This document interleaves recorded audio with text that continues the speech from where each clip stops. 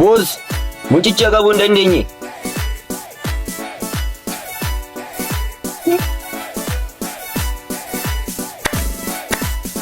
Ofumaan sin qallaba jechaadha. Deeqaa muraasa gidduu naa qabdaniin dhuftan taanaan boolla waan lamtan qopheeffadha. Dafaa deemaa jeeku fuuldura. Saamiin jedhama. Haadha koo gargaaruuf jecha kutaa 12 addaan kutee. Haadha koo fi obboleessa koo faana jiraadha. Duriyyoonni safaraa immoo sababa birriidhaan na doorsisaa jiru.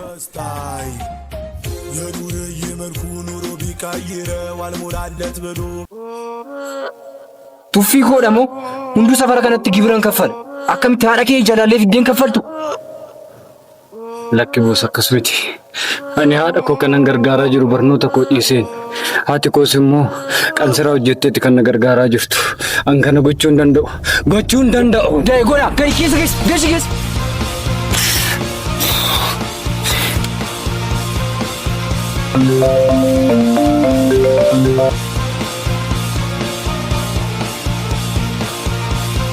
Obboleessa koo moo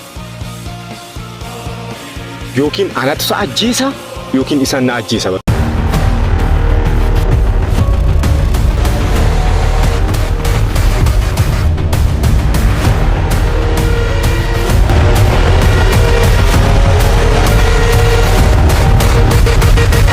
Birrichaan kaffaltamoo du'a sii wayyi carraasa dhumaati.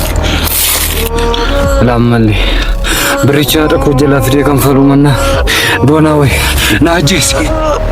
Na ajjeesi inni siinuun maalumaaf dhaamsanumaaf qabdu dhaammadhu waa'een kee seenaa dhumaa ta'arraa booddee. Tara wanta mudhiste fakkaata. Boos bilbila maal?